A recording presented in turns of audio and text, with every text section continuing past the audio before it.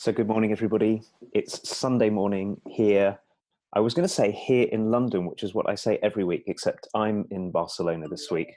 And welcome to week 60 something of Turning Towards Life. Such a joy to be doing this, as it always is. And I'm really looking forward to this source that you brought this morning, Lizzie. And as I said, I'm doing this from Barcelona, celebrating a big anniversary of my relationship to my wife Davina this weekend. So we've come away, which has been a very gorgeous thing to do. And our growing up children are holding the fort, which is also a great gift. So it's been a wonderful weekend. And now I get to do this with you as well, Lizzie. And I'm really happy to be here, as always, for the delve into whatever we bring. This source, which is from John O'Donoghue's book Anam Cara, is something that I read out on the Friday. I was in a group of lovely women where it's called a supervision group, where we all hold each other and bring ourselves each to the other's practice of working with other human beings. And that morning I'd found out that a very good friend of mine's husband had died. And it's a very, very, very sad situation because he's died, and because she has a 5-year-old son and another baby coming in February. And so I found myself on Friday morning beside myself with all kinds of sadness and worry and all these different things. And I had previously, before I'd learned of this, found this little reading to begin our group with that's held normally at my house. And this somehow seemed to be the perfect beginning for what was a beautiful ceremony to say prayers and put intention into my friend's life, and to somehow do whatever small thing we could do to bring courage, really was all that we could try to do from a kind of more spiritual perspective. So this source is really related to that. It feels like it's related into the depth of fragility of what it, and mystery of what it is to be here, and to what it means to really listen.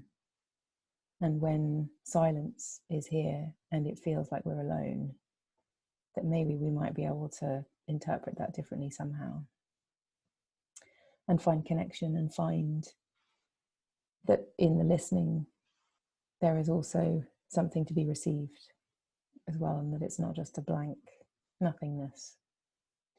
So are you happy if I begin, Justin, and then you? Of course. Okay. So this is from a chapter, by the way. The chapter's called True Listening is Worship, and obviously this is just a small section of it that felt appropriate. So, it is lovely to have the gift of hearing. It is said that deafness is worse than blindness, because you are isolated in an inner world of terrible silence. Even though you can see people and the world around you, to be outside the reach of sound and the human voice is lonely. There is a very poignant distinction to be made between listening and hearing. Sometimes we listen to things, but we never hear them. True listening brings us in touch, even with that which is unsaid and unsayable. Sometimes the most important thresholds of mystery are places of silence. To be genuinely spiritual is to have great respect for the possibilities and presence of silence. Martin Heidegger says that true listening is worship. When you listen with your soul, you come into rhythm and unity with the music of the universe.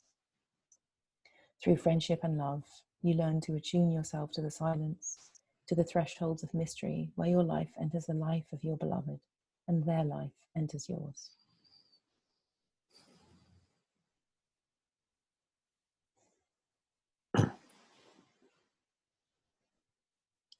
True listening is worship. It is lovely to have the gift of hearing.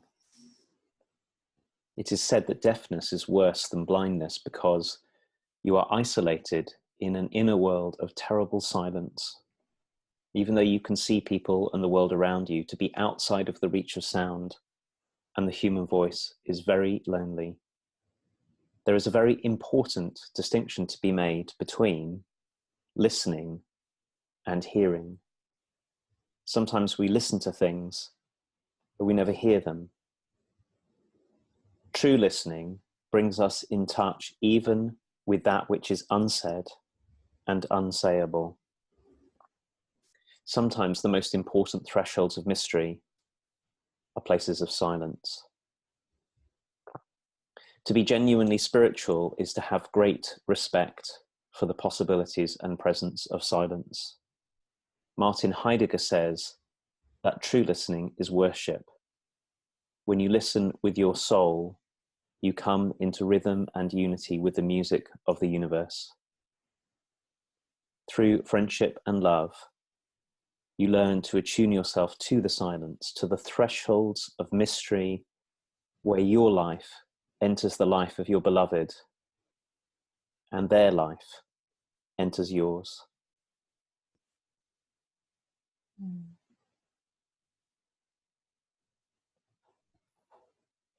I have to say, just in that last little paragraph feels really relevant for you and Davida in Barcelona at the moment, and celebrating all those years of the thresholds of mystery between you. It's very beautiful. Somehow this is really moving to me, this passage, and feels like it opens up a very big space of inquiry and challenge as to what it means to be silent and to listen. And like so many of the things we bring, Justin, there's a way that I can feel how countercultural this is as well. You know, to be sitting listening and or worshipping or praying or doing something contemplative. We're not buying anything, achieving anything, being efficient, being economically productive, all of the things that are so valued. And more for me, it feels like this invitation that is so countercultural has this mysterious, most powerful, compelling pull that seems so important and opens up the world in a whole completely different way. Like on Friday, in the powerlessness of not being able to do anything to help my very gorgeous friend in the most horrific of circumstances.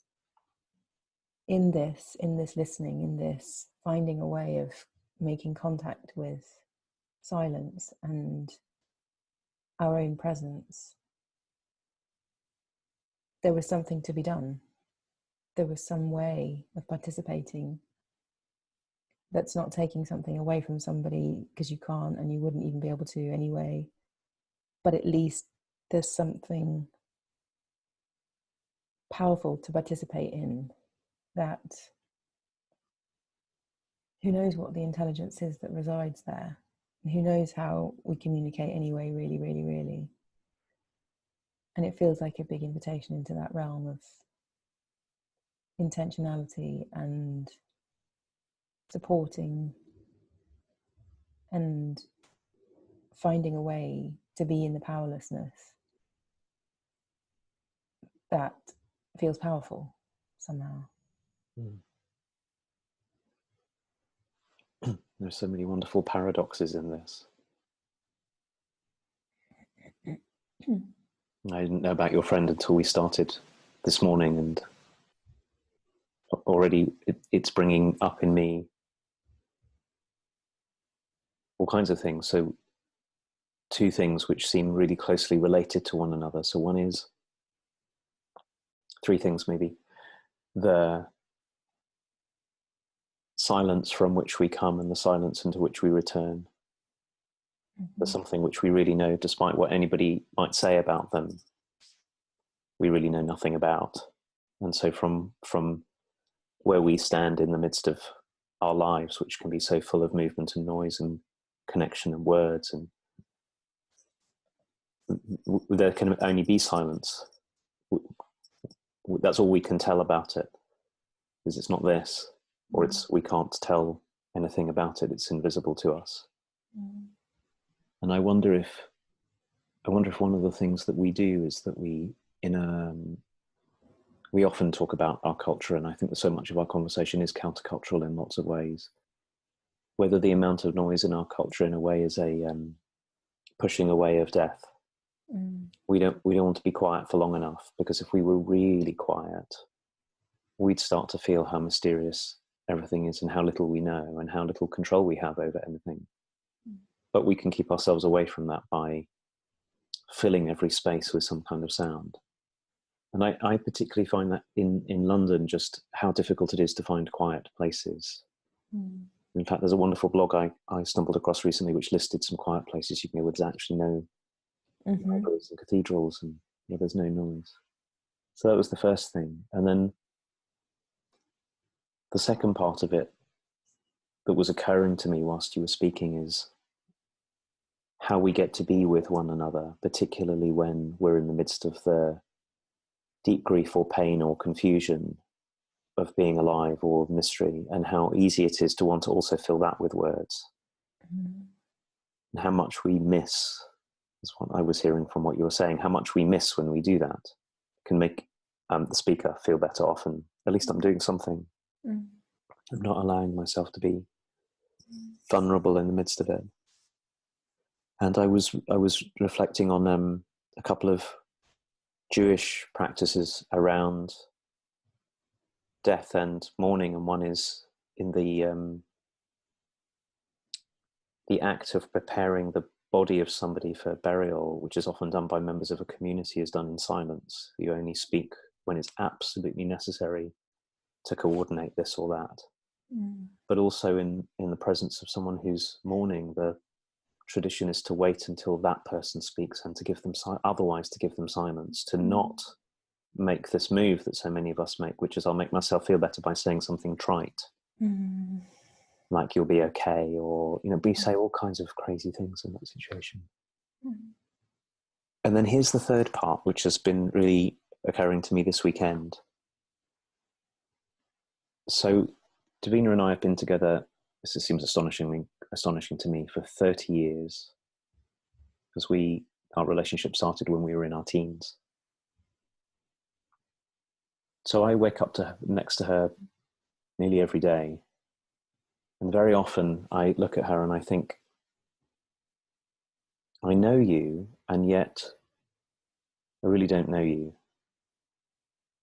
Because however close we are to any other human being, however much we've been around them, however familiar we are with their body and their ways of moving through the world and their ways of speaking and their preferences and all of that, there's a silent, mysterious, unknowable background to it all, which we can never know, not really. And so living human beings are also a silent mystery to us. We think we know, which I think is probably the root of a lot of our troubles, actually. We think we know ourselves and we think we know others. But when we really let ourselves be really quiet and listen in the way that John O'Donoghue says and that Martin Heidegger says, with all of us, way, way beyond the surface of things, we suddenly get how mysterious people are and how mysterious we are. And I think that's when he says that when you listen with your soul, you come into the rhythm and music of the universe. I think it's that allowing. And I'm wanting to bring all three together, because it seems to me that the silence that comes before and after us, and the silence that's called for in the midst of our confusion and mystery, and the silence that's really called for to be beyond our superficial, defensive, skating over the surface of things with ourselves and other people. They're all the same silence, and there's something like the quiet out of which everything comes, out of which everything else arises. So all of that is, feels right here, present for me as we're talking. Oh, it's so lovely listening to you, Justin. I feel like the strongest thing that I'm responding to is this beautiful thread that you've made of the before and the after and the present. And the silence in each of those is the silence, which is a really beautiful way of saying something. And it also, what it brought up for me is the way that, like, we can listen thinking we're going to get something. Like the narrative of like doing and getting could even be there in listening as well. But what I'm finding you saying all those things, the impact it's having on me is that I'm feeling into the reality of the fact that it feels like in the listening, in the way you're describing, it's a continuum. It's not I listen for this amount of time and I get this and then I go off and do something thing. It's not that level of listening. It's an attunement to the continuousness of the silence and the mystery and this whole narrative of, well, if I pray, something will happen, versus if I pray, I'm touching into the worship, and that is sustaining ongoingly. And when you were talking about the listening into the other human being that we may wake up with, or our child or our co-worker, or it goes for anyone, listening deeply into the background of someone, into the background of ourselves, into the background of a cat. There's a cat sitting on my desk, so I just saw a cat. It feels like it's kind of an invitation into the realms of contacting something other than our everydayness would have us be in contact with. And so I'm just feeling somehow like there's a river that's always flowing, that flow of silence, that flow of mystery is ever there, whether we're paying attention to it or not, whether we're touching into it or not, but that it's benevolent and is always available if we find a way of making contact with it. And we have that as humans. I think one of these Turning Towards Life episodes was about that very thing, that as human beings, we have the privilege and the capacity to be conscious and to make choices as to how you have a choice as to how you interact with Davina when you're lying, realizing you've woken up with her for 30 years and this is day 1 of year 31. And one of the ways that we as human beings have the privilege of being conscious is to listen, and to listen in all kinds of ways. And I'm feeling kind of catapulted into that mystery by just considering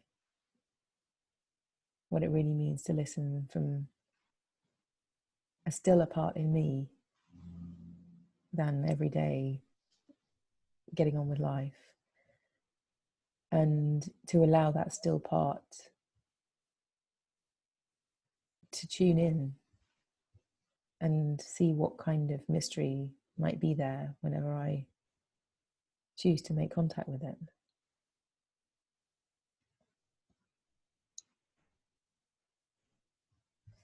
As I was listening to your beautiful way of saying this, and one of the thoughts that came to me was how paradoxical this is, that we're doing our best to talk about silence by making sounds, and this is something that's way beyond, in many ways, our capacity to put into language, because it's prior to all language. It's that which from which language comes, from which everything comes. It's one of the things I love in my tiny, really tiny understanding of the Zen Buddhist tradition is this idea that everything comes from nothingness. Mm-hmm. Nothingness is the background to all of it. And of course, nothingness is silent. But I was also wondering what it would be like if every time we feel aggrieved or in trouble, we want something from somebody, desperate to get something from somebody else. If one of the things we did, as well as talking, was to spend some time with one another, just quietly in one another's presence, and did our best to let go of all of our grasping and having to have something happen, and made the move to drop down beneath the to and fro into what you're calling this river that runs beneath everything. We might find a way of seeing one another, of beholding another being, maybe even with someone who we feel afraid of or angry with or let down by. We might also find the mystery and beauty that's there, as well as everything else that we take to be there. But so few of us ever get a chance to do this. We're not taught how to do it, most of us. Many of the traditions that might have taught us have been marginalized, and they've been replaced by an endless. I think it's so important for us to see that most of us live in a world where the entire construct of the world is more and faster. Improve everything, get more, and the economy is built on it, and the structures of our society is built on it. So it's so hard to see how we've been acculturated away from and apprenticed and taught away from something which also takes practice. There's such a vogue at the moment in our society for meditation practice, as if it would solve everything, and I fear that part of that vogue is because it's a bit more of the same. If you sit quietly for a while, you'll be more able to. But I want to say, what if we sit quietly for a while, just as you said, without trying to have anything happen, and see what happens if we open ourselves and open ourselves and open ourselves to one another, even in the most difficult. Well, particularly, actually, this so painful circumstances that you're talking about with your friend, right there is so often where what we want to do is we want to fix it up. And what it takes to be quiet with another person and know that being quiet and beholding one another is such a powerful route to, well, who knows what, but I know it's something other than flattening things and reducing things and squeezing the life out of things. What was on reflection really amazing about Friday was that, so my supervision group is made out of me, another woman who's from our integral coaching community who's done our year-long program, and then two women who've done something called the interfaith ministry training with something called the One Spirit. I think they're called One Spirit. Anyway, they do like a year-long and a 2-year-long interfaith ministry training, and my sister's done that. And so I have some sense of what it is. But essentially, you go through these these years learning about all the different faiths, and then you learn to do ceremony. So you learn to be someone who can hold a funeral or hold a blessing for a new baby or a marriage or any kind of ceremony that talks about and acknowledges any transitions that are happening in life. And I was really, really, really sad on Friday, and the way that the ministers, and also, of course, our lovely friend who's does this kind of work too, which I think presence and becoming able to be with more and more suffering and difficulty is one of our main tenets too. But there was a way that the interfaith ministry people were able to really be with the topic of death in the most open, present, ordinary way, and to be with how I was being because of what was happening. And then the kind of prayers that they told spontaneously from themselves of support to this little family that are in serious, God knows, I don't even know what the words are to say what they're in, was so beautiful. And it really moved me to feel the kind of contactfulness. And I think so many times we just recoil from all of that, or like you say, we try and do something or whatever it is. And there was none of that.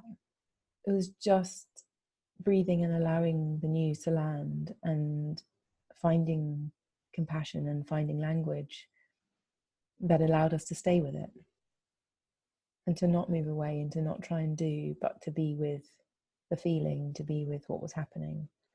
And it made me feel so hopeful about the world, that there are ways that we are working on and being trained to stay with and be with what's difficult, rather than bouncing off and doing something differently or compensating or discharging or whatever the other things, but just to cultivate a way of being that stays with, this is what's here right now, and I'm going to stay present to what's happening.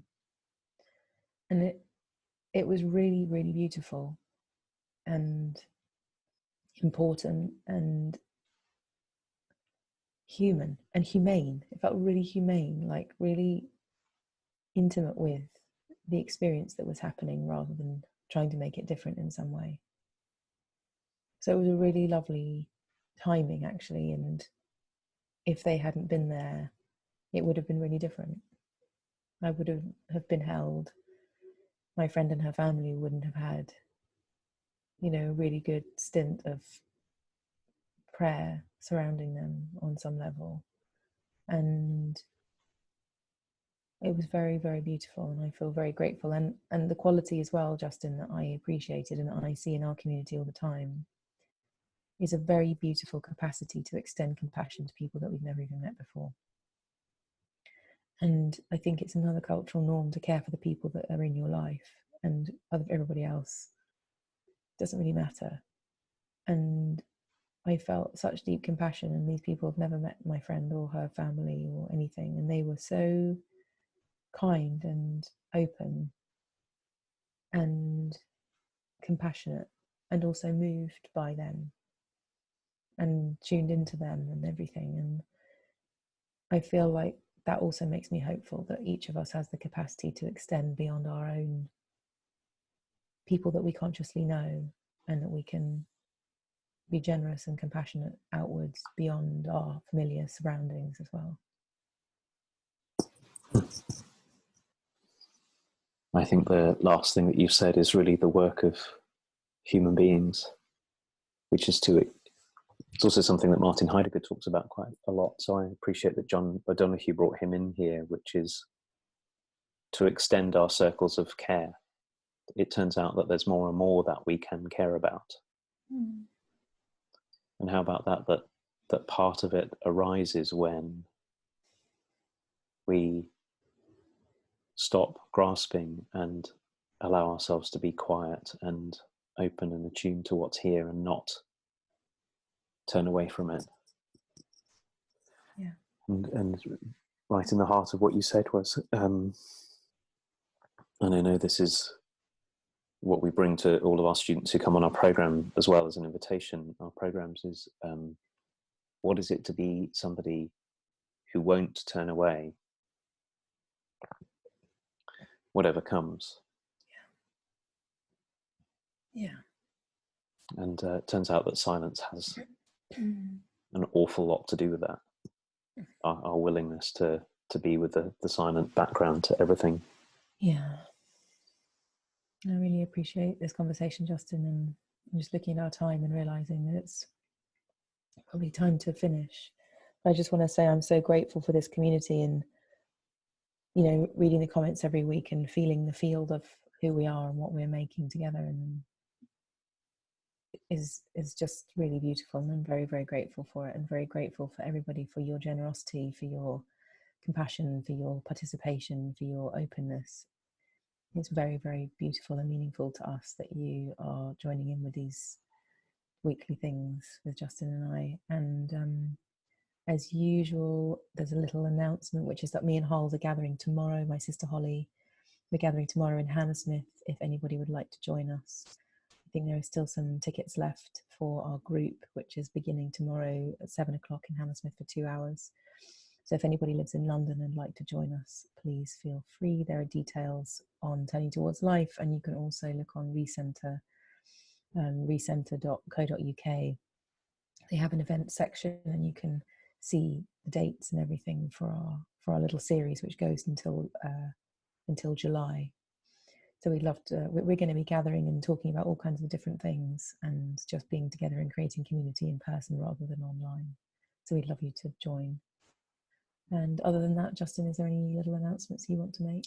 Oh yes, I'll just say that the following week, Monday and Tuesday, 21st and 22nd, I think it is, of January, I'm running our Introduction to Coaching program, also in London, in Hammersmith as well. And there are a couple of places left on that. So if you're interested in joining us for that, you can check out thirdspacecoaching.com. You can ping us something in a comment on the Facebook group. You can, lots of ways of reaching us, and we'd be really, really glad to see you there. Otherwise, we'll be back, all being well, next Sunday morning. Yes, we'll see you everybody next Sunday morning. Thank you for joining us. Bye-bye.